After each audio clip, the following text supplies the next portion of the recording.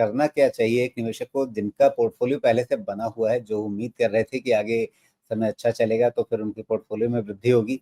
क्या वो होल्ड वाली रणनीति रखें, मतलब जो है उसको रखे रहें, या कहीं पर सावधानी के तहत कुछ पैसा निकालने की बात सोच रहे हैं, या कोई इस घबराहट के बीच में कहीं कोई डिप मिले तो वापस नया पैसा लगाने की, किस तरह से अपने आप को तैयार रखना है अभी जो इमर्जिंग सिचुएशंस हैं उसमें?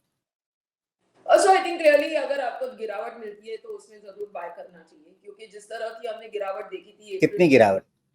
हाँ, अप्रैल में जैसे मैं कह रही हूँ कि जैसे हमने एक बड़ी गिरावट देखी थी अप्रैल में, और जिस तरह से बाइंग इमर्ज हुई, इन रेट्रोस्पेक्ट हम कह सकते हैं कि that was the best opportunity to buy, क्योंकि हमने देखा कि बड़े नाम आए उस समय बाइंग के लिए। It was not retail investors who bought, but it was mutual funds, FIIs, उस तरह के बड़े नाम आए, क्योंकि उनको वैल्यूएशन कंफर्ट दिखा। और अगर आप वैल्यूएशंस की बात करें तो अगर हम आज की तारीख में भी बात के वैल्यूएशंस देखें तो they are not really very high, अगर आप एक 3 साल का पर्सपेक्टिव ले रहे हो। तो वही बात होती है कि अगर आप एक लॉन्ग टर्म इन्वेस्टर हो तो आपको इस चीज़ से बहुत ज़्यादा घबराना नहीं चाहिए। डेफिनिटली आई थिंक कि जो आपको 2 साल पहले रिटर्न्स मिले थे मार्केट में, when we went to that all time high, उस तरह के रिटर्न्स आने में शायद टाइम लगे।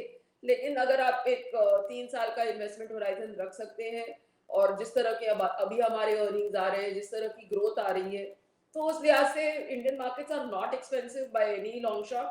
और आपको डेफिनेटली गेन्स दिखेंगे आपके पोर्टफोलियो में। आपको थोड़ा पेशेंस बनाए रखना पड़ेगा in the stocks that you have bought. सिर्फ आप एक स्क्रीनिंग जरूर करिए बेस्ड ऑन नंबर्स, कि क्या चीजें विच इज रूटीन आपको वो करना ही चाहिए, कि क्या इस स्टॉक में हमने जो सोच के पैसे डाले थे वो चीज हो रही है, उस तरह के नतीजे आ रहे हैं, उस तरह से इंडस्ट्री प्रोग्रेस हो रही है, and take a call based on that.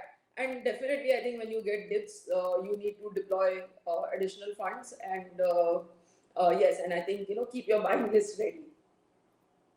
जी। तो वैसे में शर्मिला जी, किन लेवल्स पे या किस तरह के वैल्यूएशंस पे आपका कंफर्ट वापस आ जाएगा जहां पर आप कहेंगे कि हाँ, ये जो पॉलिटिकल इश्यूज जो भी रहे वो चलता रहेगा, सब ठीक है, लेकिन ये खरीदने का लेवल है? Perhaps around 23,000 Nifty levels, thereabouts. तो वहां जी। पर आई थिंक कंफर्ट आएगा। एंड वो काफी दूर है यहाँ से। तो I think in the interim हमें अपॉर्चुनिटीज ढूंढनी पड़ेगी, जिन स्टॉक्स के नतीजे अच्छे आए हैं, या जो लगता है कि आगे चलकर सेक्टर में कंफर्ट है, इस तरह के स्टॉक्स ढूंढने पड़ेंगे। लेकिन जो एक ऑल राउंड कंफर्ट होता है कि हाँ भाई अभी कुछ भी ले लो, things will improve from here on, वो शायद around 23,000 levels is what I would think. जी। 23,000 के आसपास निफ्टी आ जाए तो वहां पर वापस खरीदने के मौके दिखने शुरू हो जाएंगे।